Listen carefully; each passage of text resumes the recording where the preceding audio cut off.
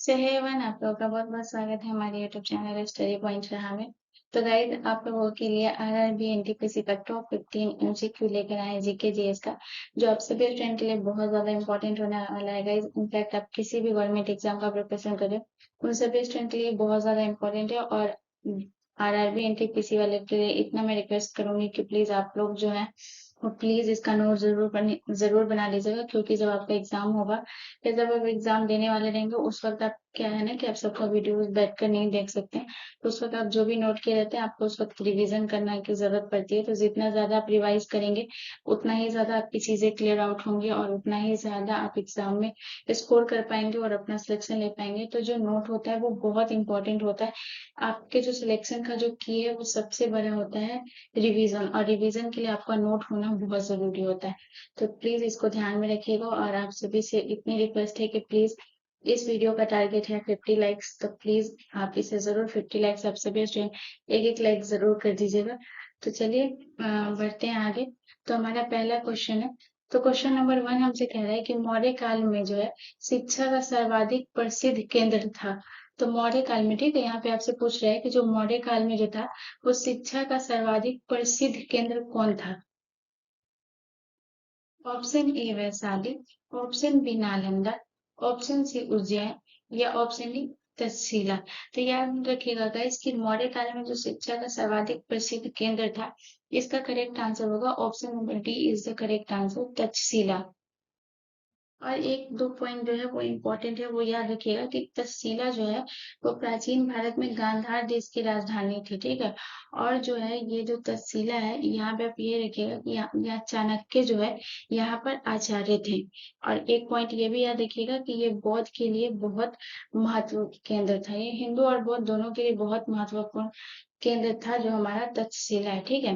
और ये भी याद रखिएगा कि ये ना 5वीं शताब्दी ईसा पूर्व जो है ये नष्ट हो गया था, ठीक है। तक्षशिला। चलिए नेक्स्ट पॉइंट की तरफ। अगला क्वेश्चन हमारा क्वेश्चन नंबर 2 है कि पाटलिपुत्र में स्थित चंद्रगुप्त महल मुख्यतः बना था। तो यहाँ पे सबसे पहले तो ये आपको ये क्वेश्चन, यहाँ पे दो दो क्वेश्चन बनना है। सबसे पहले आपसे ये भी पूछ सकता है कि चंद्रगुप्त का जो महल है वो कहाँ स्थित है। तो यहाँ पे ये बोल रहा है कि पाटलिपुत्र में स्थित चंद्रगुप्त का महल, ठीक है, वो मुख्यतः बना था। तो जो चंद्रगुप्त का महल जो बना था वो किस चीज से बना था। तो ऑप्शन ए पत्थर का बना था, ऑप्शन बी लकड़ी का, ऑप्शन सी मिट्टी का या ऑप्शन डी ईंटों का। तो गाइस याद रखिएगा जो पाटलिपुत्र में स्थित चंद्रगुप्त का महल है वो मुख्यतः बना था लकड़ी का, ठीक है। तो इसका जो करेक्ट आंसर होगा वो होगा option number B is the correct answer. लकड़ी का जो है वो चंद्रगुप्त महल बना था और ये कहाँ स्थित था, तो पाटलिपुत्र में। ये भी याद रखिएगा। चलिए नेक्स्ट क्वेश्चन की तरफ। अगला क्वेश्चन हमारा क्वेश्चन नंबर 3 है कि टिक्का रोग जो है किस फसल से संबंधित है। और ये बहुत ज्यादा इंपॉर्टेंट प्रश्न है guys। मैं इसको तो पूरा वीवीआई, इनफैक्ट मैं जितना भी प्रश्न लेके आई हूँ वो सारे वीवीआई हैं। तो इसलिए मैं आपको बोल रही थी कि प्लीज इसका नोट जरूर बनाइएगा, लेकिन ये वाला जो प्रश्न है उसको आप नोट कर लीजिएगा। क्वेश्चन नंबर 3 हमसे क्या कह रहा है, जो टिक्का रोग है वो किस फसल से संबंधित है। तो बताइए किस फसल से संबंधित है। ऑप्शन ए सरसों से, ऑप्शन बी धान से, ऑप्शन सी बाजरा से या ऑप्शन डी मूंगफली से। तो गाइस याद रखिएगा टिक्का रोग जो संबंधित है वो मूंगफली से संबंधित है, ठीक है। तो इसका जो करेक्ट आंसर होगा वो होगा option number D is the correct answer, मूंगफली। तो गाइस याद रखिएगा ये बहुत इंपॉर्टेंट क्वेश्चन है गाइस। चलिए नेक्स्ट क्वेश्चन की तरफ बढ़ते हैं। अगला क्वेश्चन हमारा क्वेश्चन नंबर 4 है। तो क्वेश्चन नंबर 4 हमसे कह रहा है गाइस कि निम्नलिखित में से कौन सा हार्डवेयर नहीं है, ठीक है। तो यहाँ पे आपसे ये बोल रहा है कि जो हार्डवेयर है वो कौन सा नहीं है। तो option A Java, option B mouse, option C printer या ऑप्शन डी प्रोसेसिंग चिप। तो गाइस इसका जो करेक्ट आंसर होगा, जो हार्डवेयर नहीं है, इसका करेक्ट आंसर होगा option number A is the correct answer. Java जो है वो हमारा हार्डवेयर नहीं है। तो गाइस याद रखिएगा जो जावा है वो हमारा हार्डवेयर नहीं है, बाकी माउस, प्रिंटर और प्रोसेसिंग चिप वगैरह है जो कि हमारा हार्डवेयर है, और जावा हमारा हार्डवेयर नहीं है, ठीक है। चलिए नेक्स्ट क्वेश्चन की तरफ। अगला क्वेश्चन हमारा क्वेश्चन नंबर 5 है। क्वेश्चन नंबर 5 हमसे कह रहा है कि बंगाल का वैध शासन जो है वो कब से कब तक चला, और ये भी बहुत इंपॉर्टेंट प्रश्न है। तो बताइए जो बंगाल का वैध शासन है वो कब से कब तक चला। तो ऑप्शन ए 1757 से लेकर 1767 तक, या ऑप्शन बी 1764 से लेकर 1793 तक, या ऑप्शन सी 1765 से लेकर 1772 तक, या ऑप्शन डी 1760 से लेकर 1793 तक। तो गाइज इसका जो करेक्ट आंसर होगा वो होगा option number C is the correct answer. 1765 से लेकर 1772 तक जो है वो बंगाल में वैध शासन चला। ठीक है, तो ये याद रखिएगा, और ये भी बहुत इंपॉर्टेंट प्रश्न है, तो ध्यान रखिएगा। 1700 यानी 1765 से लेकर 1772 तक जो है बंगाल में हमारा वैध शासन चला। चलिए नेक्स्ट क्वेश्चन की तरफ। अगला क्वेश्चन हमारा क्वेश्चन नंबर 6 है कि किस सिख गुरु ने गुरु नानक की जो है वो जीवनी लिखी थी। तो बताइए किस सिख गुरु ने है जो गुरु नानक की जीवनी लिखी। तो ऑप्शन ए गुरु अंगद देव, ऑप्शन बी गुरु अमरदास, ऑप्शन सी गुरु रामदास, या ऑप्शन डी गुरु अर्जुन देव। तो गैस याद रखिएगा जो सिख जिस सिख गुरु ने गुरु नानक की जीवनी लिखी थी वो लिखी थी, option number D is the correct answer. गुरु अर्जुन देव ने जो है वो गुरु नानक की जीवनी लिखी थी। कौन? गुरु अर्जुन देव। चलिए नेक्स्ट क्वेश्चन की तरफ। अगला क्वेश्चन हमारा क्वेश्चन नंबर 7 है कि करा नहर जो है वो निम्नलिखित में से किस देश में स्थित है। तो बताइए जो करा नहर है वो किस देश में स्थित है। तो ऑप्शन ए म्यांमार में, ऑप्शन बी थाईलैंड में, ऑप्शन सी कंबोडिया में, या ऑप्शन डी लाओस में। तो गाइस याद रखिएगा जो करा नहर है वो हमारा option number B is the correct answer. Thailand में जो है वो हमारा करा नहर स्थित है, और ध्यान दीजिएगा। ठीक है, थाईलैंड इसका जो है वो करेक्ट आंसर होगा। चलिए नेक्स्ट क्वेश्चन की तरफ। अगला क्वेश्चन हमारा क्वेश्चन नंबर 8 है कि पनामा नहर का निर्माण जो है वो किस वर्ष हुआ था। तो बताइए पनामा नहर का निर्माण जो है वो किस वर्ष हुआ था। तो ऑप्शन ए 1869 ईस्वी में, ऑप्शन बी 1982 ईस्वी में, या ऑप्शन सी 1905 ईस्वी में, या ऑप्शन डी 1914 ईस्वी में। यानी कि ये कब हुआ था पनामा नहर का निर्माण, और ये बहुत इंपॉर्टेंट प्रश्न है गाइस। तो याद रखिएगा जो पनामा नहर का निर्माण है इसका करेक्ट आंसर होगा option number D is the correct answer. 1914 में जो है वो हमारा पनामा नहर का निर्माण हुआ था। ठीक है, तो ध्यान दीजिएगा 1914 ईस्वी में जो है वो हमारा पनामा नहर का निर्माण हुआ। चलिए नेक्स्ट क्वेश्चन की तरफ। अगला क्वेश्चन हमारा क्वेश्चन नंबर 9 है। क्वेश्चन नंबर 9 हमसे कह रहा है कि निम्नलिखित में से कौन सी एक समिति ने नागरिकों में मूल कर्तव्य को 1976 में सम्मिलित करने की अनुशंसा की है। तो आपसे ये बोल रहा है कि कौन सी एक समिति जो है वो नागरिकों में जो है मूल कर्तव्य को 1976 ईस्वी में सम्मिलित करने की अनुशंसा की। तो बताइए कौन सी समिति है। तो ऑप्शन ए कोठारी समिति, ऑप्शन बी बलवंत राय मेहता समिति, ऑप्शन सी अशोक मेहता समिति, या ऑप्शन डी स्वर्ण सिंह समिति। अब बहुत लोग यहाँ पे बलवंत राय मेहता समिति देखेंगे तो इसी में टिक मार देंगे, जो कि ये पंचायती राज व्यवस्था से संबंधित है। ठीक है, ये मौलिक कर्तव्य से संबंधित नहीं है। ठीक है, बलवंत राय मेहता समिति, इनफैक्ट अशोक मेहता समिति भी है, ये भी आपका पंचायती राज समिति से है, जो कि इन्होंने द्विस्तरीय बताया था, और बलवंत राय मेहता समिति ने त्रिस्तरीय बताया था। तो इसमें जो करेक्ट आंसर होगा वो होगा option number D is the correct answer. स्वर्ण सिंह समिति जो है वो करेक्ट आंसर होगा। तो ये पॉइंट हम ध्यान में रखेंगे कि जो बलवंत राय मेहता समिति और अशोक मेहता समिति है ये पंचायती राज से संबंधित है, और जो आपका स्वर्ण सिंह समिति है ये आपका मौलिक कर्तव्य से संबंधित है। ठीक है, इन्हीं की सिफारिश पे जो है वो 1976 में जो है उस मौलिक कर्तव्य को सम्मिलित करने की अनुशंसा की गई थी। ठीक है, चलिए नेक्स्ट क्वेश्चन की तरफ। अगला क्वेश्चन हमारा क्वेश्चन नंबर 10 है। क्वेश्चन नंबर 10 हमसे कह रहा है कि संविधान के किस भाग में संविधान संशोधन की प्रक्रिया का उल्लेख है। ठीक है गाइस, तो क्वेश्चन आपसे यही कह रहा है कि जो हम संविधान में जो संशोधन होता है वो मतलब कि उस जो उल्लेख है उसका संविधान में वो किस भाग कौन से भाग में उल्लेख है बताइए। तो ऑप्शन ए भाग 2 में, ऑप्शन बी भाग 3 में, ऑप्शन सी भाग 4 में, या ऑप्शन डी भाग 20 में। तो गाइस याद रखिएगा संविधान संशोधन की प्रक्रिया का उल्लेख जिस भाग में है इसका करेक्ट आंसर होगा option number D is the correct answer.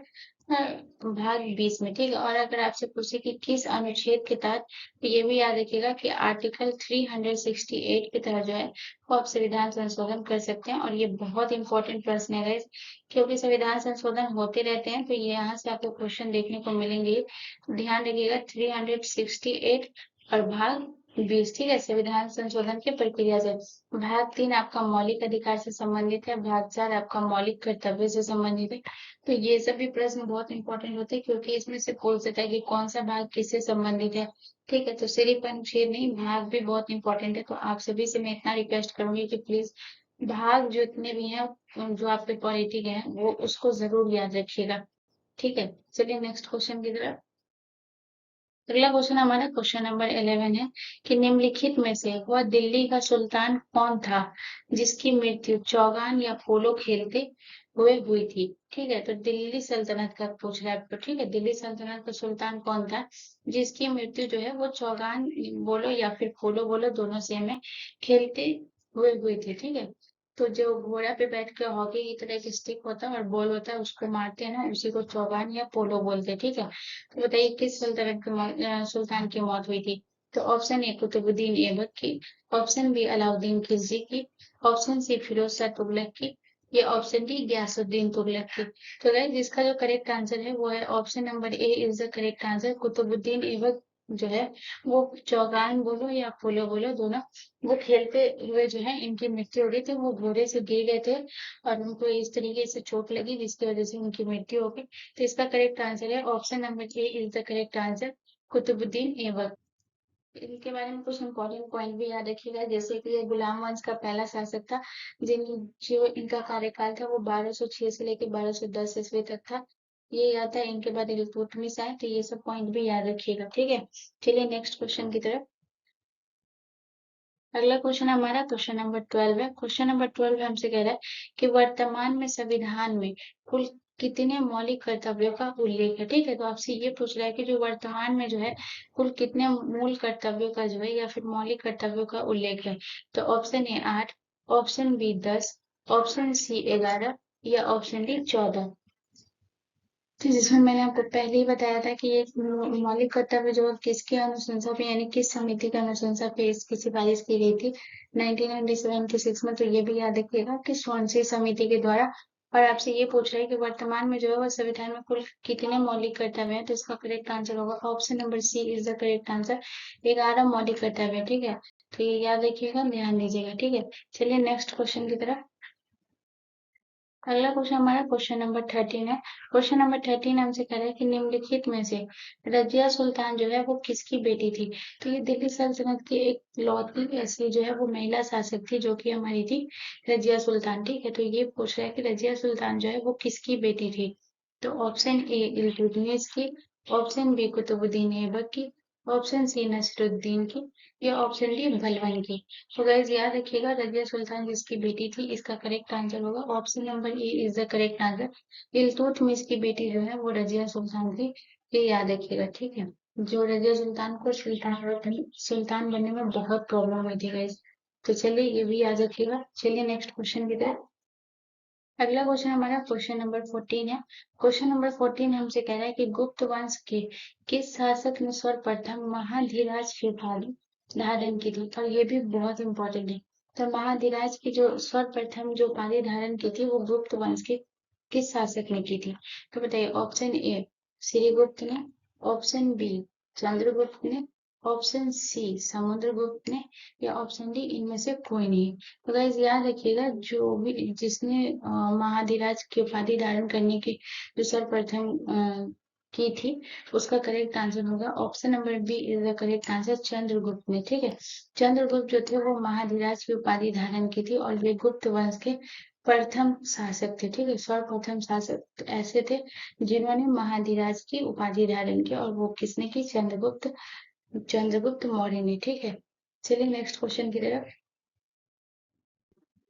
तो गाइज ये हमारा आखिरी प्रश्न है। होपफुली आप लोगों को ये पसंद आया होगा। तो प्लीज मेरे चैनल को सब्सक्राइब जरूर कर लीजिएगा एंड बेल आइकन पर जरूर क्लिक कर लीजिएगा, ताकि आप आपको मेरे वीडियो की नोटिफिकेशन मिलती रहे। एंड कमेंट बॉक्स में ज़रूर बताइएगा कि आपको किसका चाहिए। जैसे मैंने आरआरबी एनटीपीसी का लेकर आया, तो अगर आप कोई भी गवर्नमेंट एग्जाम का आपको तैयारी करना है तो आप मुझे कमेंट बॉक्स में बता दीजिए, मैं उसका प्रीवियस ईयर लेकर आऊंगी। साथ में ये भी बता दीजिए मैं आपको टॉप 20 लाऊं, 30 लाऊं या 100 लाऊं, कितने क्वेश्चन लाऊं, तो प्लीज आप मुझे कमेंट करके बता सकते हैं, मैं जरूर लाऊंगी।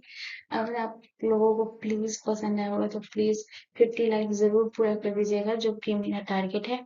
एंड सेकंड चीज ये है कि गाइस प्लीज इसको जरूर चैनल को सब्सक्राइब कर लीजिएगा। तो चलिए हम आज का आखिरी प्रश्न देखते हैं। क्वेश्चन नंबर 15 हमसे कह रहा है कि गुप्त राजवंश जो है वो किस लिए प्रसिद्ध था, और ये भी बहुत इंपॉर्टेंट क्वेश्चन है गाइस। मैं जिन दो क्वेश्चन पे वीवीआई लगाई हूँ और दोनों बहुत इंपॉर्टेंट प्रश्न है। तो गुप्त राजवंश किस लिए प्रसिद्ध था बताइए। तो ऑप्शन ए कला एवं स्थापत्य के लिए, ऑप्शन बी साम्राज्यवाद के लिए, ऑप्शन सी राजस्व एवं भूमि कर के लिए, या ऑप्शन डी साहित्यिक कार्यों का संरक्षण के लिए। तो गाइज यहाँ देखिएगा गुप्त राजवंश इसलिए प्रसिद्ध था, इसका करेक्ट आंसर होगा option number A is the correct answer. कला एवं स्थापत्य के लिए जो है वो हमारा गुप्त राजवंश जो है वो प्रसिद्ध था। ठीक है, तो याद रखिएगा option number A is the correct answer. तो चलिए गाइज आज के लिए इतना ही। अगर आप लोगों को पसंद आया होगा तो दोबारा आपसे कह रही हूँ प्लीज चैनल को सब्सक्राइब जरूर कर ले एंड बेल आइकन पर जरूर क्लिक कर ले। मिलते हैं नेक्स्ट वीडियो में। धन्यवाद।